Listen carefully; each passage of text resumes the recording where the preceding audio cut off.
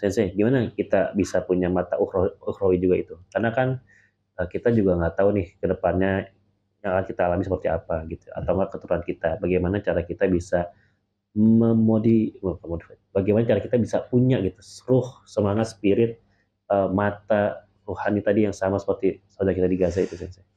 Jadi itulah sebenarnya Rasulullah SAW kalau di hadis Jibril itu kan mengajarkan kita begini, Allah Subhanahu Wa Taala mengajarkan agama ini awal kita Islam, ya kan, Islam, iman dan ihsan. Nah, untuk membersihkan hati, mengasah ruhani, membersihkan jiwa, itu adalah ada di makom ihsan. Ada di situ. Jadi kerjanya kalau ingin punya hati seperti itu, maka kita mulai memahami, belajar ilmu tazkiyatun nafs sama tazkiyatun qalb. Karena semua hati itu terhijab. Kita tuh terhijab. Kalau kita tidak terhijab, kita nggak akan buat dosa. Nggak berani kita berdosa karena tahu Allah melihat. Dan itu bukan cuma dia yakin, dia tahu Allah melihat. Dia sadar dan dia betul-betul merasa dilihat oleh Allah, sehingga dia nggak berani berbuat dosa. Itu karena kita terhijab, seakan-akan Allah jauh dari kita. Nah, ujian itu memaksa kamu berdekatan kepada Allah. Karena kalau kamu tidak diuji, kamu merasa aman kan? Saat diuji kamu nggak aman, maka Allah memaksa kamu untuk datang kepadanya. Tapi sebagian orang, dia memacu dirinya untuk terus berjalan menuju Allah walaupun dalam keadaan nyaman. Dia tidak pernah merasa nyaman sampai dia tahu Allah ridho dengannya. Ya Allah, aku nggak akan puas sampai aku tahu Engkau ridho padaku, baru dia berhenti. Nah, itu adalah perjalanan menuju maqam ihsan, dari iman menuju ihsan. Makanya hijrah itu nggak sekali, ada yang sekali, ada yang mesti berkali-kali. Yang berkali-kali gimana sih? Hijrah dari dia tidak menjalankan keislamannya dengan sempurna kepada menjalankan Islam secara kafah, ya artinya semua hal wajib, semua ini ghirah keislaman disempurnakan.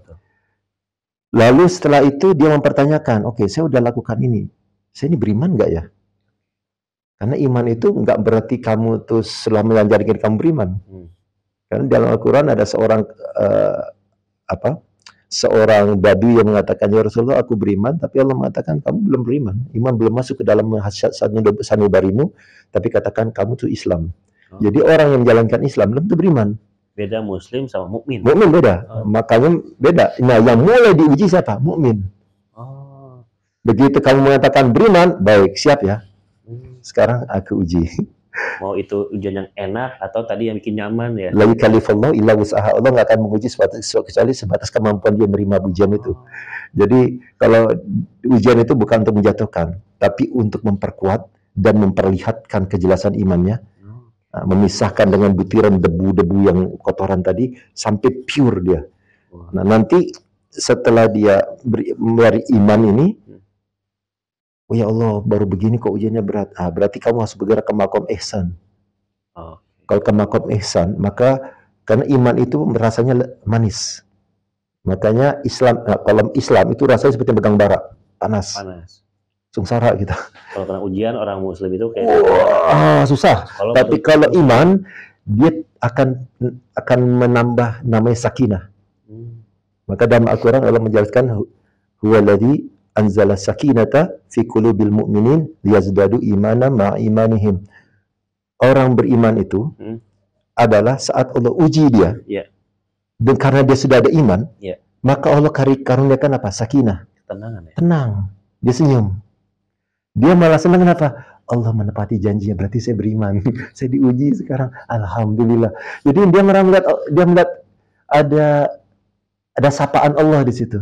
Allah sedang melihat hambaku, aku uji ya, sabar ya, aku nggak tinggal, aku bersamamu. Dan aku akan turun. Begitu dia tahu, ya Allah, ini dari Engkau, sakinah turun. Maka itu kalau dapat musibah, ucapannya apa? Inna lillahi wa inna ilaihi raji'un. Nanti kalau ucapan yang nggak faham dan salah, nggak menghibur. Tapi kalau betul, menghibur dia. Betul itu maksudnya tahu maknanya ya?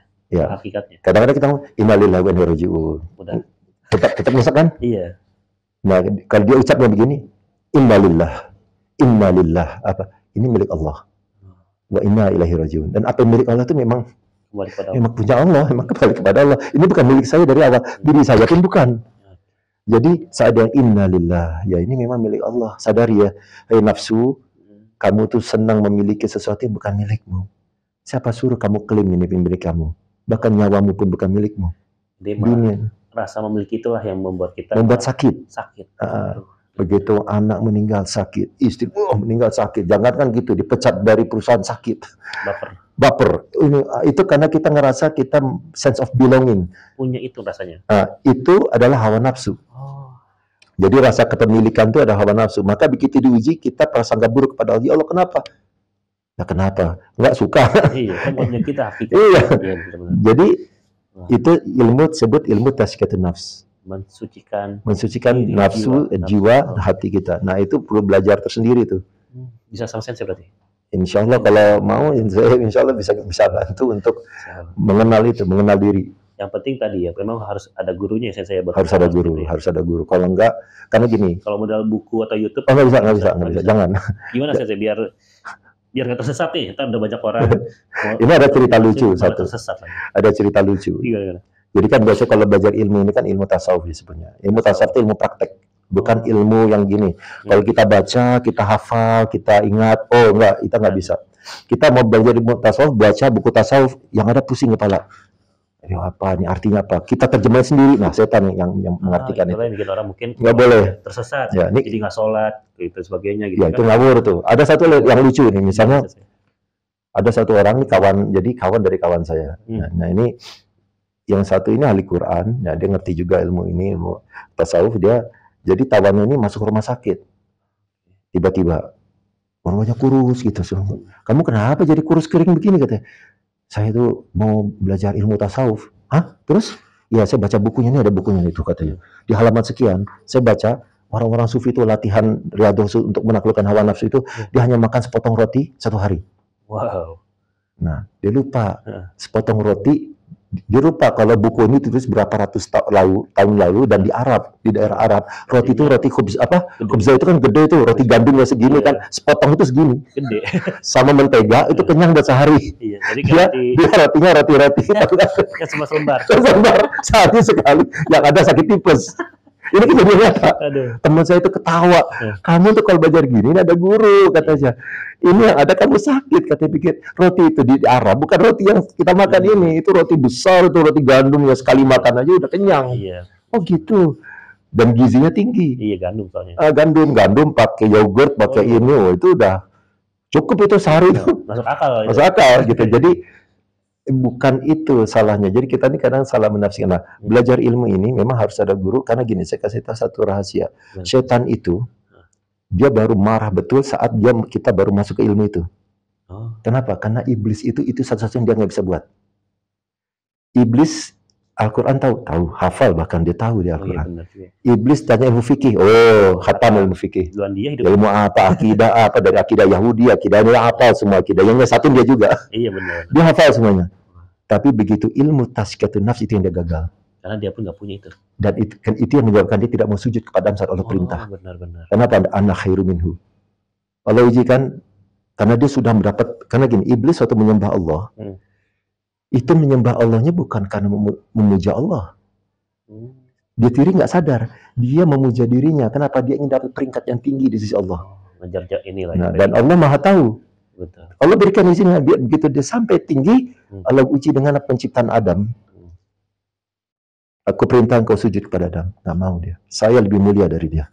Saya dari api, dia dari tanah. Buat apa saya harus sujud pada dia? Nah, di situ terbukti bahwa ibadahmu, ilmumu itu hanya untuk memuliakan dirimu. Jadi hati-hati jangan sampai ilmu kita tertipu sama ilmu dan amal, karena iblis pun terkena tipuan itu. Ilmu sama amal itu ya. Ya, jadi orang bilang istidraj. Tapi kadang-kadang orang istidraj ini hanya dunia, enggak. Ada istidraj ilmu dan amal. Jadi menurut saya, misalkan ya, orang udah soleh banget, misalnya soleh itu dia, anggaplah kita analogikan suatu kantor. Ya. Dia udah di kantor ini kerjanya bagus, orang paling lama, paling rajin, gitu ya, ibadahnya juga mantap gitu ya. Tiba-tiba pas mau pemilihan anak kemarin sore muncul. Anak baru masuk, dia nggak dipilih. Nah itu kayak gitu contohnya. Iya. Aduh. Coba rasanya gimana? Dan berarti kita semua punya sifat itu. Benar. Itu sifat iblis ya. Alhamdulillah. Sifat syaitannya. Loh, berarti kita punya dong begitu. Kenapa dia? Nah, kan gua dong lebih berat, gua lebih dari dia, gua kerja keras, dia belum ada. Lagi karena ingusan begitu nggak jelas gitu. Betul. Apa yang bisa? Berarti dia telah mengatakan anna khairu minhu, dan itu perkataan iblis. Tapi sholatnya rajin, tahajudnya rajin, tanya ilmu agama ke dia. Begitu diuji, tak anak kemarin sore. Ya. Nah, itulah makanya disitulah ilmu ini hakikatnya adalah sampai kamu mentauhidkan Allah dan ikhlas kepada. Maka iblis itu nggak bisa menjerumuskan apa? Illa ibadikahumul mukhlasin, kecuali orang yang ikhlas. Ikhlas apa? Itu bukan saya karena Allah. Enggak, iblis juga ngomongnya begitu dulu. Maksudnya ikhlas itu kamu nggak merasa memiliki, kamu dimiliki. Oh, saya ini punya Allah. Iya, bahkan apa yang bersamamu. Bahkan siapa yang ada bersamamu, kamu punya istri, iya, itu Allah yang kasih. Anakmu, itu milikku, kata Allah. Jadi ini milik Allah, semua milik Allah, Allah semua, dan hidup saya untuk Allah. Ini hidup mereka untuk Allah. Tugas saya mendidik mereka sebagai amanah. Jadi ini luar biasa nih, latihan nafsiyah ini nggak mudah. Dan saya ada ujiannya pasti saya ketika belajar itu ya. Justru itu. Jadi begini, Allah Subhanahu wa taala, contoh Sayyidina Ibrahim alaihissalam. Yeah. Begitu meminta anak, ya kan, dikasihlah Ismail dan Ishak. Begitu sampai Sayyidina Ismail, lalu perintahnya apa? Disembelih. Sembelih. Anak yang diidam-idamkan, Allah hadirkan, tapi ujungnya disembelih. Ada perintah buat menyembelih itu ya. Nah, orang kadang-kadang miss di sini. Gimana tuh? Orang sekarang akan menggambarkan Ibrahim itu seperti bapak yang gak ada perasaan. Oh. Ya anakku, kan dia begitu kan, ayo anakku, aku mendapatkan mimpi menyembelihmu. Bagaimana menurutmu? Wahai ayah, lakukanlah apa perintah Allah, disayang kau akan menemukan aku sebagai orang sabar. Oke, mari. seakan-akan begitu. Padahal Sayyidina Ibrahim itu orang yang paling lembut hatinya. Bapaknya yang sudah kafir begitu dibela. Apalagi anaknya yang dicintainya. Tapi di dalam beratnya hati sebagai seorang ayah yang mencintai anaknya sedemikian rupa, tapi perintah adalah perintah. Jadi di sini ada paradoksnya. Paradoksnya adalah Nabi Ibrahim mentaati perintah Allah, tapi di lain sisi dalam hatinya ada keyakinan bahwa Allah tidak seperti itu. Dan orang nggak memikirkan ini. Jadi berat hatinya itu dihibur dengan apa? Aku tahu Tuhanku.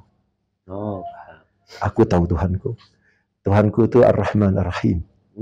Ya, Al-Wadud. Dan itu yang menguatkan dia untuk. Iya, tapi perintah. Tadi ya. Ya, Sayyidina Rasulullah SAW mengatakan, bila mana ini anakku Siti Fatimah mencuri, aku yang memotong tangannya. Itu bukan perkataan yang mudah. Betul. Dan itu janji dari orang yang paling jujur ya. Iya. Nabi Muhammad. Tapi dalam hati keyakinan Allah pasti menjaga diriku dan siapapun yang bersamaku. Karena ada cinta Allah di situ menyatukan semuanya dalam pemeliharaan yang sempurna. Dan itu yang kita kadang-kadang miss tuh. Jadi gejolak manusia yang berat melakukan ini karena memang ada rasa cinta. Betul. Nah, itu nanti masuknya ke cinta sejati sebetulnya tuh. Berarti kan kadang-kadang pas lagi ibadah Idul Adha kurban gitu ya, ibadah kurban, banyak lucu-lucuan gitu ya, kurban perasaan. Sebenarnya ada benernya ya Sensei, karena Nabi Ibrahim itu mengorbankan perasaan terhadap anaknya. Rasa cintanya itu. Kurban itu sejatinya bukan cuma motong kambing sapi, tapi dia mengorbankan kepemilikannya dititipkan itu. Betul. Tadi untuk Allah gitu ya, lewat hewan tersebut ya. Di lain sisi adalah keimanan, meyakini bahwasannya itu tidak hilang. Tidak hilang, itu yang mesti diyakini. Bahwa Allah menurunkan perintah itu bukan untuk menghancurkan. Tapi justru memurnikan dan menambah keberkahannya. Masya Allah. Berarti seperti yang saat ini terjadi di Palestina ya Sensei. Bagaimana mereka kehilangan rumah, mengorbankan perasaannya melihat mungkin sanak saudaranya, istrinya, anaknya, nauzubillah itu disiksa dan sebagainya. Makanya ada yang satu bapak-bapak kakek-kakek yang diminta bagaimana ini gitu. Nggak usah, jangan kasihani kami, cukup sebarkan la ilaha illallah di seluruh dunia. Allah. Cuma itu aja. Kami di sini baik-baik aja karena kami bersama Allah. Jadi kita yang menderita. Iya, melihat itu kita yang kuat gitu. Kita kenapa? Yang serba bingung kayak. Serba bingung. Aduh, jadi gimana sih ya, kita punya sesuatu hal yang pengen kita lakukan gitu ya. Tapi kita tuh nggak tahu cara gimana, nggak bisa ngapa-ngapain. Jadi bener tadi, wajar ada teman saya yang stres karena ya Allah kok saya jadi bagian dari hadis Nabi yang jangan-jangan saya yang banyak tapi kayak buih di lautan itu. Memang itu kita. Gak nyaman ya. Memang itu gak kita. Nyaman itu, gak nyaman. Kita punya orang kita kasihi, kita mau muliakan dia, kita mau kasih sesuatu sebagainya, tapi itu semua nggak bisa kita lakukan. Kita sampai bingung mentok kemana, caranya apa. Aduh. Iya, nah sekarang ini yang bisa dilakukan tadi, lakukan semampu sekuat tenaga untuk membantu mereka, tapi yang terpenting juga jangan berhenti berdoa. Ya. Jangan berhenti berdoa, memohon kepada Allah Subhanahu wa taala apapun untuk mereka, karena kekuatan yang terbesar itu Allah, bukan. Perbuatan kita tuh kecil. Tapi perbuatan Allah tuh tidak akan kecil. Yang ketiga, yang paling penting justru ini adalah apa yang kamu ambil dari pelajaran dari mereka. Apa yang kamu persiapkan buat diri kamu seandainya peristiwa itu datang ke kita. Itu yang kita ini sekarang belum buat tuh. Gitu, maka saya selalu dengungkan ke kawan-kawan semua, ayo jangan lemah, latih badan kalian. Saya bukan mau perang, enggak. Cuma kalau itu terjadi pada diri kita, fisik kita udah siap. Fisik kita tuh kita mampu, kita malah orang yang membantu, bukannya menjadi beban. Kita menjadi orang yang bisa diandalkan, bukan menjadi kebingungan buat orang lain gitu. Nah, itu apakah kita sudah ada di posisi itu atau belum? Nah, itu hal itu yang kadang-kadang kita luput, kita sibuk ke sana, kita sendiri nggak ngeliat ke diri kita. Kita sibuk bicara, ayo kita gimana cara ke Palestina dan sebagainya. Padahal kita juga harus mengucapkan itu jika jangan menyiapkan fisik kita, kan lagi kata juga nih ya, gym, lari, latihan bela diri, siapkan latihan jiwa kita dengan mempelajari tazkiyatun nafas. Betul, nah itu, dan itu yang terpenting. Jadi tazkiyatun nafs, karena yang kita lihat adalah keadaan itu di sana. Betul. Di mana mereka, kebersihan jiwa mereka, ruh mereka itu diperlihatkan dengan sangat gamblang. Fisik mereka mungkin tapi kuat. Mereka coba lihat itu tentara-tentara Hamas itu mereka lapar pasti. Tapi mereka perang sampai sekarang ini tidak kelihatan lemah sama sekali. Orang pikir kayak mereka nih dapat makanan entah dari mana gitu. Badannya gak kurus-kurus, tetap gagah-gagah badannya. Senjata mereka juga, megang senjata masih gagah, nggak terlopau begini gagah. Itu senjata itu berat itu. Iya, dari mana mereka dapat kekuatan itu? Sementara yang lain dipasok dari sana, dari sini, makan nggak berhenti. Jadi terbalik ini. Maka nanti di akhir zaman kan ada satu masa di mana kita dipaksa iman kita itu dilejitkan dengan cara tidak ada makanan dan minuman sedikit pun selama setahun. Tidak ada air yang turun dari langit, tidak air yang keluar dari bumi. Artinya nggak ada makanan pasti. Kalau nggak ada air, nggak ada makanan. Betul. Selama setahun. Lalu bertahannya dengan cara apa sih? Maka sahabat bertanya, Rasulullah, dengan apa kami makan saat itu? Maka makan kalian sebagai makannya malaikat. Tasbih, tahmid, tahlil. Jadi semua orang dipaksa saat itu menjadi wali. Atau mati. Sebagai wali juga. Jadi ini saya kasih satu gambaran rahasia. Yang bersama Al-Mahdi itu, mereka semua yang bertahan sampai garis terakhir, itu tidak ada lain kecuali mereka para wali. Mereka para awliya Allah. Sampai level itu, dan bahkan sahabat Rasulullah menjelaskan kepada sahabatnya, nanti di satu zaman akan datang orang-orang itu seperti kalian, atau bahkan lebih baik dari kalian. Sahabat Nabi ini? Iya, kepada sahabatnya, bayangkan, ini selevel sahabat. Siapa mereka itu? Yaitu orang-orang yang di hari zaman nanti. Keadaan mereka sebagaimana sabiqunal awalun, yaitu para nabi-nabi terdahulu. Orang-orang yang dahulu, yang iman mereka itu seperti belempengan besi yang tidak bisa dibengkokkan, tidak bisa dilumerkan. Jadi mereka tuh kalau perintahnya apa dibuat, perintah Allah apa dibuat, dia nggak akan berpikir lagi. Nah itu ujian sekarang ini, yang sekarang ini banyak fitnah-fitnah ini, fitnah ilmiah, fitnah ilmiah, fitnah apa? Hoax. Ya gitu lah. Harus scientific. Harus terbukti secara ilmiah. Itu nanti di fitnah Dajjal, itu bagian di fitnah Dajjal. Ilmiahan itu, scientific itu fitnah Dajjal itu nanti. Harus sesuai indrawi. Dibuktikan gitu. Iya, nanti Dajjal itu bermain dengan itu. Sementara orang mukmin dia hanya berpegang pada keimanan. Dia tidak bisa melihat dengan logika lagi. Bahkan di shutdown itu logika nanti. Karena iman itu pada taraf tertentu lawannya logika. Lawannya ilmiah. Karena iman itu justru gak ilmiah. Betul. Dalam taraf itu, karena iman itu murni. Mana akan diuji. Kalau misalnya iman itu bisa difahami dengan logika, bayangkan itu berarti Nabi Ibrahim saat membawa anaknya Ismail, maka iblis menang untuk menggoda. Betul. Iblis bilang, Ibrahim, mau kemana? Kau bawa kemana anakmu itu? Saya mau sembelih, perintah Allah. Mana ada Tuhan perintah sembelih anak? Nah, ya juga ternyata gitu ya. Kalau logika ya juga ya, selesai. Tuhan itu suruh menjaga kita, menyayangi anak, mendidik anak, yang beli anak tuh setan, yang ngomong iblis. Nah, uzubillah, benar juga. Maka dia lempar jumroh tuh gitu. Maka dia lempar jumroh. Itu yang dilempar siapa? Itu yang dilempar adalah nafsumu, logikamu, yang berkata-kata bersama iblis. Karena keimanan itu adalah ma'rifat kamu kepada Allah tanpa keraguan. Tanpa keraguan. Jadi itu bedanya. Nah, ini adanya di ilmu yang terakhir, di ilmu tasawuf. Gitu. Walaupun banyak juga orang menggunakan ilmu ini untuk menyesatkan. Nah, dan itu yang bikin mungkin beberapa orang bilang, sufi mah nggak bener, urofat dan sebagainya. Iya, banyak. Karena mereka ngeliat contohnya juga yang nggak benar ya, Sensei.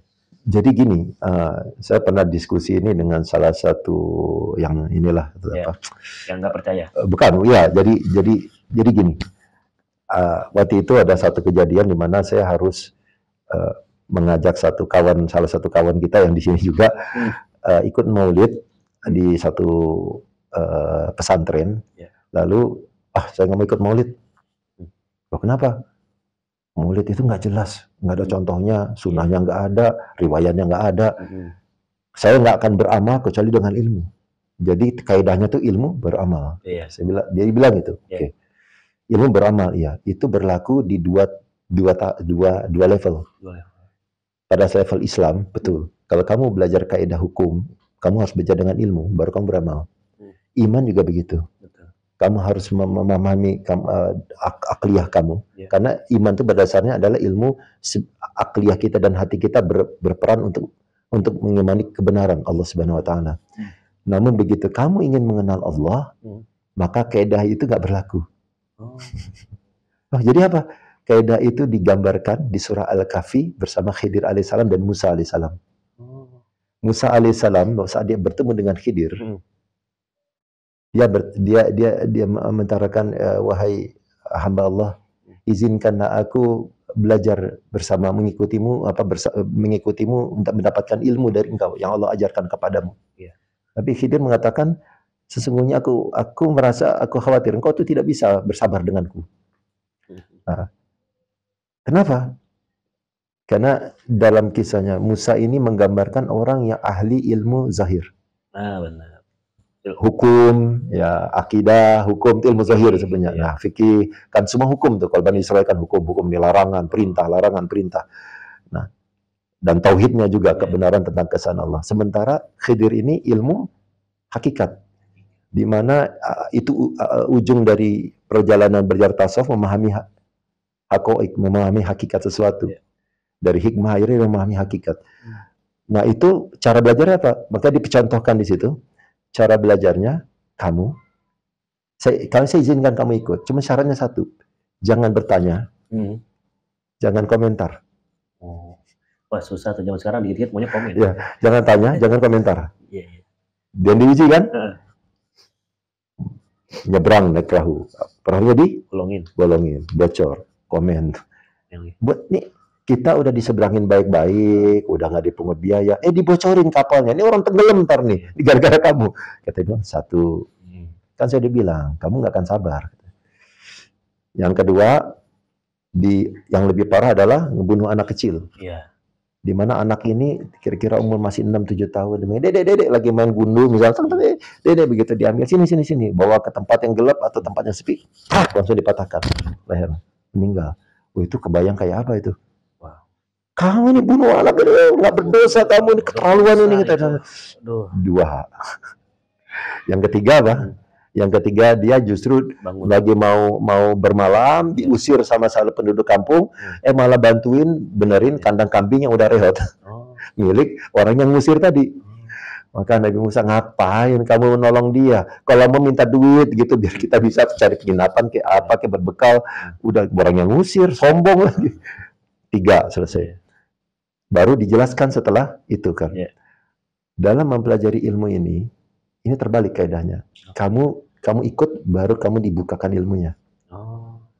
Lakuin dulu. Makanya kamu diuji dulu. Sabar nggak kamu? Karena untuk mengenal Allah, ego kamu harus ditundukkan. Karena banyak bertanya juga ego. Oke, benar. Banyak bertanya itu, kok gini, kok gitu, kok gini, kok gitu. Bukannya, ya. Kan harusnya gini. Emang kamu siapa nilai? Iya. Kan menurut ini kayak kitab ini dah mulai. Emang kamu siapa? Itu panduan kamu belajar. Kamu nggak punya ketentuan apa-apa di situ. Kamu diam. Nah, jadi ilmu ini kayak dia apa? Nunduk. Masalahnya begini.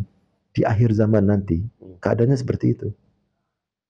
Makanya kenapa kisah di Suratul Kahfi itu kan 4 kisah. Yeah. Kisah Ashabul Kahfi. Yeah. Kisah 2 pemilik kebun. Betul. Kisah Zulkarnain, Rabi Abu Musa dan Khidir, dan Zulkarnain, ada 4. Ya. 4 kisah ini itu nggak ditemukan di surah manapun kecuali selain Al-Kahfi. Ya, betul. Jadi, dan ini adalah surah akhir zaman di mana siapa yang membacanya akan selamat dari fitnah Dajjal. Jangan-jangan 4 kisah ini akan terjadi ke kita. Itulah rahasia kenapa kisah ini diulang di Suratul Kahfi, karena karakter-karakter ini itu dan nanti akan ada di akhir zaman. Ujian-ujiannya seperti itu. Yang pemuda ngumpet di goa kan karena rajanya itu zolim. Ya, dia mempertahankan keimanannya sampai bahkan kamu harus pergi meninggalkan rumahmu, negerimu dalam keadaan tak menentu, hanya bertawakal kepada Allah, menghindari fitnah Dajjal, semuanya pergi eksodus mencari Al-Mahdi yang saat itu sudah Allah wujudkan. Dengan apa? Dengan orang-orang yang telah Allah tunjuk untuk memimpin mereka, dan kita nggak tahu siapa. Iya. Berarti bisa jadi kayak ada yang ngungsi gitu ya, keluar Gaza dan sebagainya. Iya, dan dalam keadaan yang nggak menentu, atau baju sekedarnya, makanan nggak jelas, di perjalanan diperangi, dan berbagai macam keadaan, itu diuji seperti dalam perjalanan. Tapi mereka yang syahid di situ, dipastikan syahid, yang sampai, maka Allah akan berikan kemuliaan bersama Al-Mahdi. Itu seperti itu. Jadi ujian di akhir zaman tuh. 2 pemilik kebun itu menggambarkan 2 orang ahli pencipta dunia dan orang yang dia tawakal kepada Allah. Betul. Yang pencipta dunia seakan-akan dia membanggakan dunia, tiba-tiba akhir zaman tiba hilang semua. Dalam sekejap nggak ada apa-apa dunia, flat. Semua kebanggaannya, semua kebanggaan, kedudukan, kekayaan. Yang kira besok bakal panen mewah. Ya, yang sibuk mau apalah, punya posisi, punya kedudukan, punya perusahaan, punya ini lagi asik-asik atau aduh. Selesai. Semua mimpi-mimpi tinggal mimpi. Lebih baik mimpinya dari sekarang dihapus aja. Saya bukan bilang orang nggak bersemangat, tapi itu karakter futuah, karakter warrior. Iya, saya mimpi terkait dunia tadi ya. Ya, jadi dia nggak boleh bermimpi, dia cuma melakukan sebagai adab yang terbaik. Tapi dia nggak punya kepemilikan. Oke, Pak. Saya hanya sekedar melakukan ini karena saya punya adab di hadapan Allah supaya saya melakukan yang terbaik. Tapi itu bukan punya saya. Iya. Ini milik Allah gitu. Nah, ini nanti yang ketiga itu adalah tentang tentang Musa dan Khidir. Musa dan Khidir. Inilah satu peristiwa. Nah, ini agak kontroversi ini kalau orang nggak paham. Jadi ada satu ulama yang memang agak kontroversi, tapi dia ahli eskatologi. Tahu eskatologi apa? Nggak tahu. Eskatologi itu bahasa kerennya ilmu akhir zaman. Oh. Kenapa sebut eskatologi? Karena dia nggak akan turun, dia escalate. Oh, naik. Makanya saya bilang tadi ini setelah peristiwa ini, Gaza, ini nggak akan turun, nggak gini, naik terus, escalate. Namanya ilmu eskatologi. Ilmu akhir zaman itu karena dia begini, naik tangga dia. Makin lama makin parah. Nah, menurut beliau ini mengatakan begini. Ada seorang jemaah bertanya, ya Syekh, bagaimana cara-cara kita mengetahui ulama akhir zaman? Yeah. Ulama betul gitu, ulama akhir zaman betul. Beliau menjawabnya dengan bahasa yang menurut saya ini orang sangat alim, karena sedikit yang tahu itu. Dibilang, ciri-ciri ulama akhir zaman itu khidriyah, dibilang. Khidriyah, seperti Khidir. Dia bersifat seperti Khidir. Maka kamu akan paham mereka. Sulit, kecuali orang yang melihat dengan mata hati cahayanya. Namanya sebenarnya ahlul basyirah. Orang yang punya basor. Maka di Al-Quran ada ulul absor, ada ulul albab. Iya, ulul albab berilmu. Lain. Nah, ini saya bilang, jadi kefahaman absor, albab itu nggak semudah itu.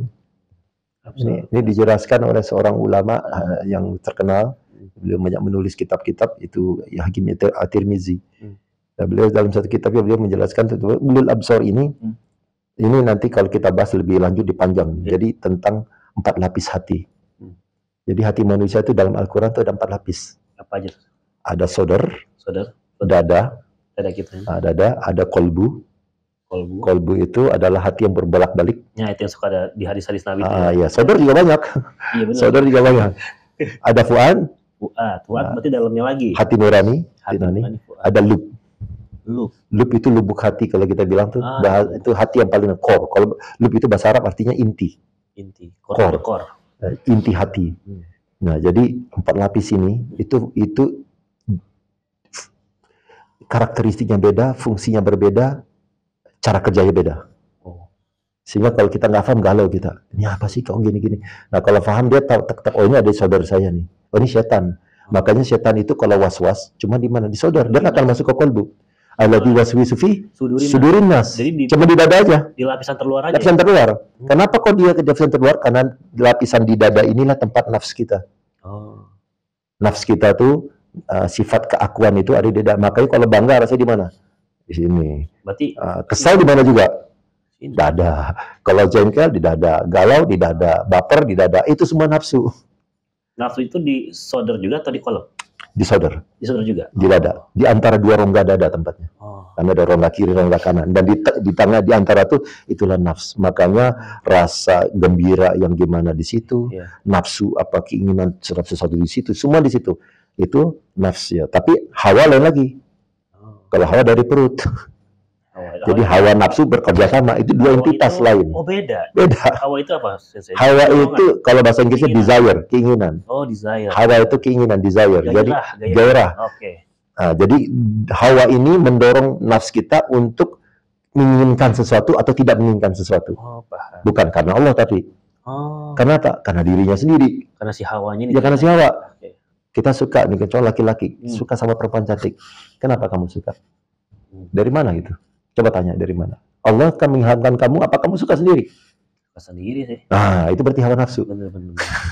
Karena nggak ada perintahnya buat suka sama perempuan. Emang kamu dapat wahyu, kan enggak? Nah, makanya itu nanti kalau masuk ke pernikahan tuh. Coba kamu tanya, itu kamu sukanya kenapa? Coba tanya ke diri kamu. Gak ada jawaban kan? Iya, karena dari nafsu, gak ada jawaban. Coba kamu aja yang mau. Jadi hawa nafsu ini biasanya berakhir pada penyesalan. Akhirnya nggak bahagia dia. Kenapa? Karena nggak ada Allah gitu. Kamu dari awal juga bukan karena Allah memilihnya. Gitu. Itu hawa nafsu. Nah, jadi waswisu fi sudurin nas di situ. Nah, kolbu itu disebut kolb karena dia suka berputar balik kayak begini. Putar balik itu maksudnya kadang positif atau negatif? Nah, saya menggambarkannya itu kayak cermin yang bisa menghadap keluar dan ke dalam. Iya, benar. Gitu. Bayang. Jadi dia bingung tuh.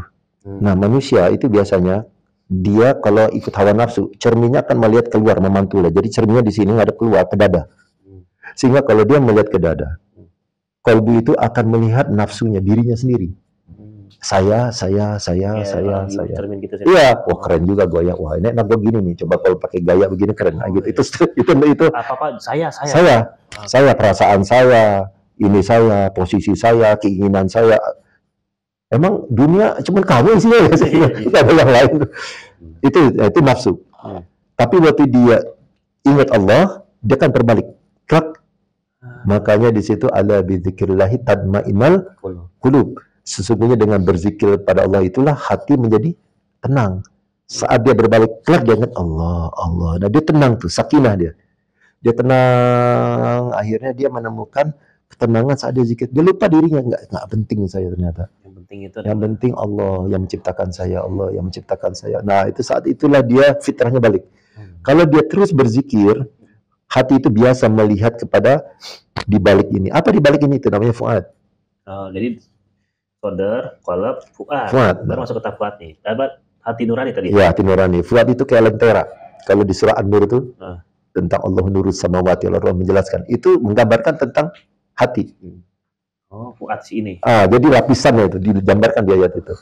Nah, fuad ini itu seperti lentera. Lentera itu kan lampu ya. Iya. Kan ada kacanya tuh. Betul. Tapi kan dia bukan sumber cahaya, dia cuma pendarannya. Sumber cahaya di dalam. Betul. Nah, sumber cahaya itu loop.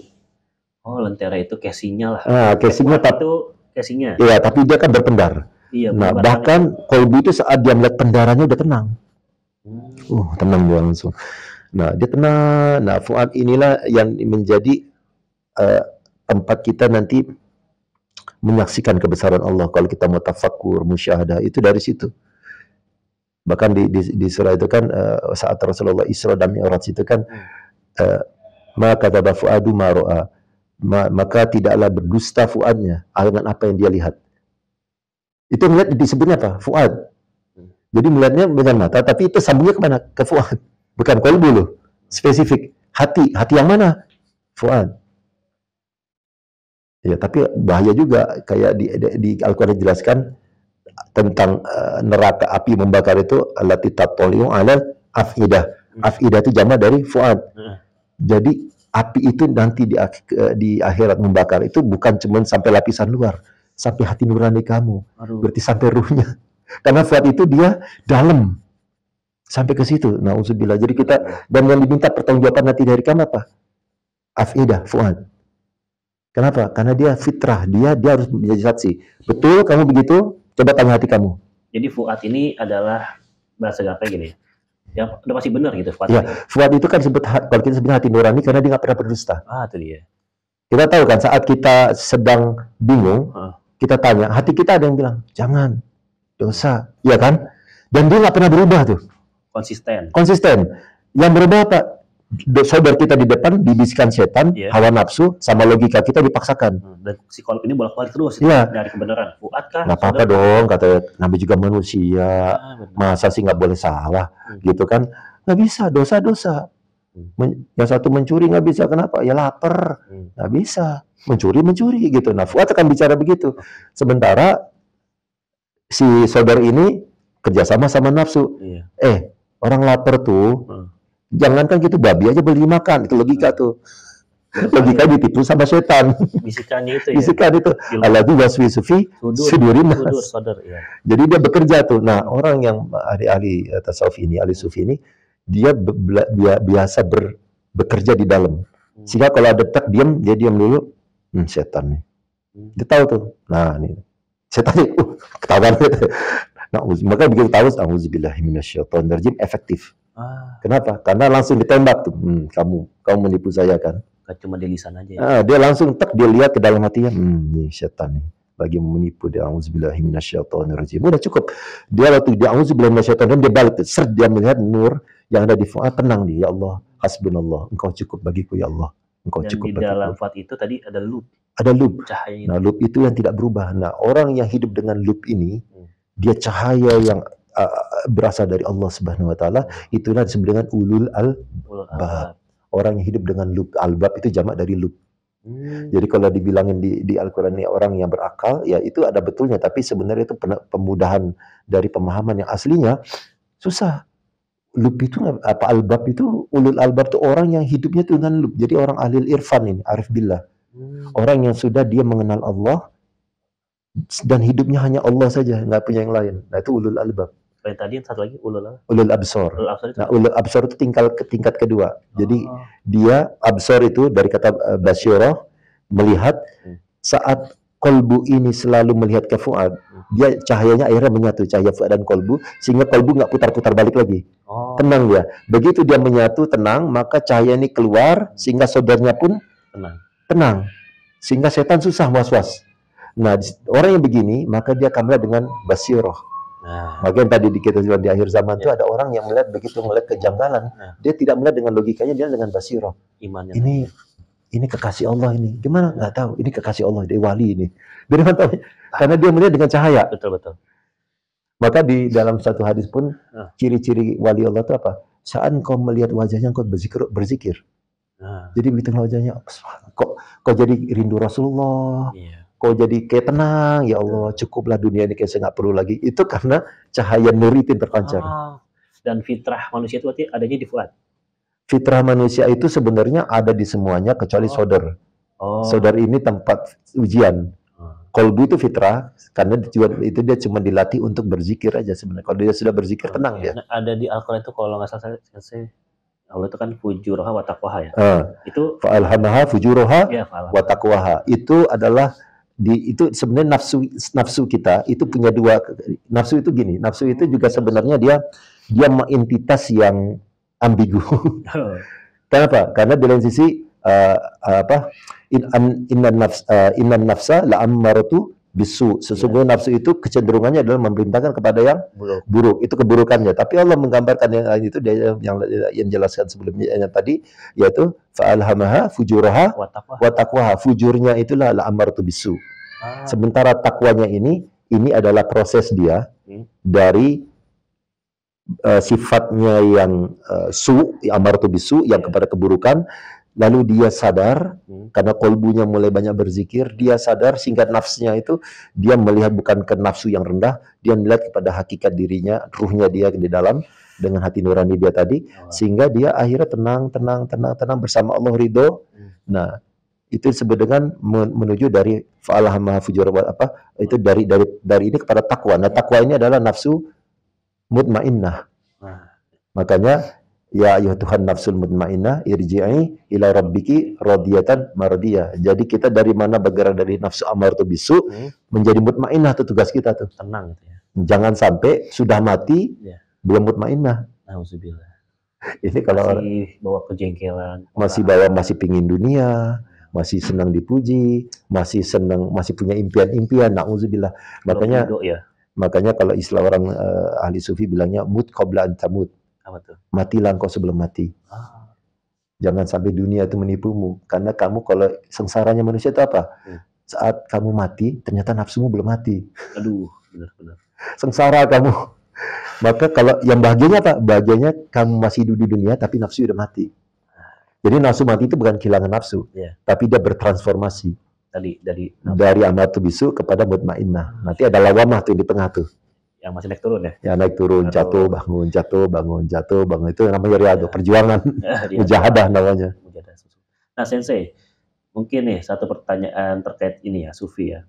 Yang mungkin pernah saya ingat Sensei pernah bilang kalau terkait tasawuf atau ilmu ini, itu kita nggak bisa nyari guru, tapi kita memenjarakan diri, nanti gurunya kita gurulah yang akan menemukan muridnya. Jadi ketika si murid siap, guru itu datang. Gurunya akan datang. Itu gimana Sensei? Hakikatnya sih begini, nyari guru mah nyari aja. Tapi kalau belum saatnya nggak akan jadi. Karena saya juga mencari guru lama. Cari ke sini, belajar ke sana. Tapi saya melihat ada tandanya, oh ini bukan guru saya nih. Ini bukan guru saya. Nanti begitu guru, ada tanda satu. Guru itu akan mengenali kita, dia tarik tangan kita. Ikut saya. Jadi bukan kita yang nyodorin, ditarik tangannya. Itu kalau saya pribadi gitu. Jadi pada saat saya ketemu guru itu, semua tentang diri saya nggak bicara, guru tahu. Maka gini, kalau dalam tasawuf satu guru itu tahu rahasia muridnya. Misalkan contoh nih Sensei, mohon maaf ya, saya belum curhat nih ke guru saya ini, tiba-tiba dia ngasih nasihat, pas banget, itu bisa jadi kayak gitu Sensei. Iya, dia tahu.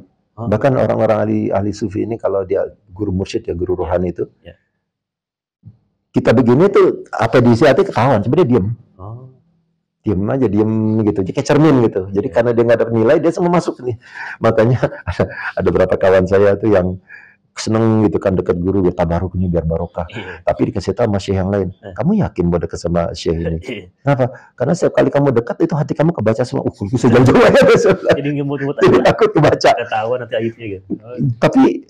Tapi bahagianya gini, karena guru-guru ini rahasia mereka ini adalah orang-orang yang mewarisi keindahan hatinya Rasulullah SAW.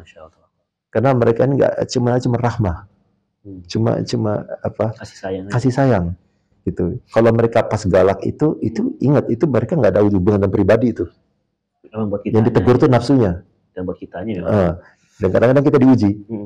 Gitu. Jadi kalau ada satu kisah-kisah tuh kadang-kadang ekstrim gitu.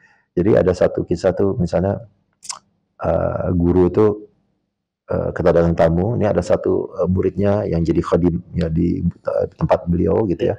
Begitu lagi tamunya disajiin makanan gitu kan, sementara muridnya duduk di pojok itu. Si tamunya bilang, itu murid kamu nggak disuruh makan. Oh itu mah anjing, nggak usah disuruh makan, nggak apa-apa. Ngomongnya gitu. Karena masih nafsunya kali saya ya. Enggak, itu kadang dilempar. Nanti muridnya dia lihat tuh di hatinya ada gerak gitu. Kalau dia masih tetap anjing. Iya. Tapi kalau dia cuma senyum aja, dia tahu guru sayang sama dia. Iya, doanya ya saya. Jadi diuji, begitu dia ini dipanggil sini, kamu dipeluk, dicium. Semua ilmuku untukmu, katanya. Kamu lulus, katanya. Jadi sampai hati itu nggak bergerak tuh saat dihina, karena kalau kamu dihina, kamu tersinggung, dipuji, kamu naik. Iya. Dia masih sampai nggak ada hati, dia senang dipuji, dihina tuh dia diam aja. Gitu. Kalau hina, saya memang hina, nggak perlu dihina lagi. Kalau dipuji, saya nggak layak, benar-benar saya nggak ada posisi di tempat itu, nggak punya saya. Nah jadi guru itu nggak ingin kita memiliki sifat iblis dengan ilmu kita, dia ingin kita tuh betul-betul rendah. Dan nanti di akhir zaman pasukannya Imam Mahdi itu yang kayak gitu. Seperti itu. Seperti karakter Rasulullah dan sahabat. Allah. Adakah sahabat yang merasa mulia? Ada. Walaupun mereka bertemu Rasulullah orang yang paling utama, sampai di hadapan Allah mereka semua itu merasa orang yang paling hina. Dan itulah karakter para orang-orang solihin. Ya, salafus solih begitu semua. Para aulia Allah seperti itu. Jadi mereka nggak ada yang merasa lebih mulia, nggak ada. Ada juga mereka ngerasa paling hina. Tapi bahkan di antara kehinaan mereka, mereka ingin menyelamatkan orang. Kalau ini ya satu lagi yang lumayan guru ini. Kalau guru rohani ini, kita disuruh tukeran sama kawan gitu, gua masuk neraka, lu masuk surga, nggak ada yang mau. Tapi kalau guru ini, itu karakter mereka sebagai Rasulullah. Seandainya diizinkan saya menggantikan mereka, saya gantikan mereka. Jadi sacrifice apapun, yang penting ini mereka semua harus selamat. Jadi mereka tuh udah nggak pedulikan dirinya, mereka cuma ingin orang-orang yang beriman ini selamat masuk surga semua. Nah, jadi mereka itu maka jadi pewaris Nabi. Oh, nah. Karena ulama warasul anbiya. Ya, warasul anbiya. Bukan cuma ilmunya, termasuk akhlaknya, hatinya, karakternya, pengorbanannya untuk umat sampai Rasulullah nggak pernah tenang sampai umatnya selamat. Itu ulama ngalami itu. Ya Allah, begitu ngeliat ini, ya Allah gitu. Dia kepingin doakan, ya Allah selamat. Makanya paling menderita begitu ngeliat ini apa? Ya orang-orang yang alim. Kenapa? Karena mereka yang paling terasa, tapi yang paling bahagia mereka juga. Karena mereka yang mengerti hakikatnya. Jadi mereka balance. Kalau kita mungkin menderita, nggak seperti mereka, tapi mungkin bahagianya nggak dapat. Karena nggak paham. Karena mereka alim, mereka melihatnya itu dalam, tapi secara zahir mereka sedih. Tapi secara batin bahagia. Jadi unik gitu. Ini hikmah yang mungkin jarang ya kalau kita bahas ini. Jadi menarik banget ya. Dari judul aja kita udah bisa banyak bahas Merah Cinta di Gaza. Masya Allah. Alhamdulillah Sensei, makasih banyak atas nasihatnya, sharing-sharingnya. Ya, sharing aja ini Mas. Masya Allah. Saya Muhammad Hamzah dan Sensei Hakim, terima kasih banyak. Kita izin pamit. Wassalamualaikum warahmatullahi wabarakatuh. Waalaikumsalam warahmatullahi wabarakatuh.